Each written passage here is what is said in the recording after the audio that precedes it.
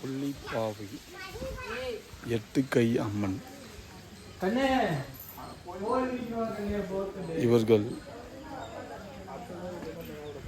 யாருக்கு குலதெய்வம் என்று உங்களுக்கு தெரிந்தால் இதில் பதிவிடுமாறு தாழ்மையுடன் கேட்டுக்கொள்கிறேன். சித்தர்கள் இந்த கொல்லிமலையில் நிறைய பேர் இருக்காங்க.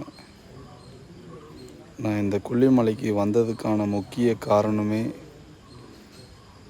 நம்ம யாரேனும் ஒரு சித்தரையாவது பார்க்க மாட்டோமா அப்படின்னு சொல்லிட்டு தான் இந்த ட்ரிப்புக்கு நான் வந்தேன்.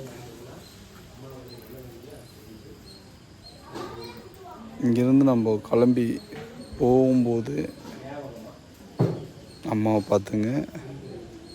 அருட்பெரும் ஜோதி, அருட்பெரும் ஜோதி, தனிப்பெருங்கருணை, அருட்பெரும் ஜோதி.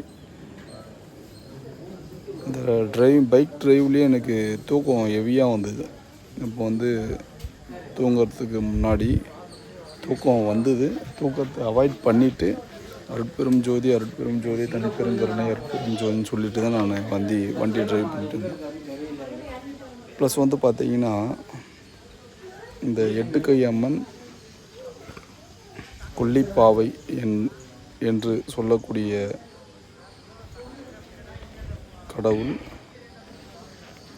சித்தர்களுடைய குலதெய்வம்.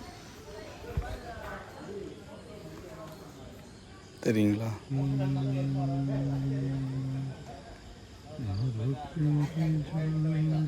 சரி, நம்ம வந்தது முக்கிய காரணம் இவங்கள பார்க்குறதுக்கு தான் அப்படின்னு சொல்லி எனக்கு லாஸ்ட்டில் தான்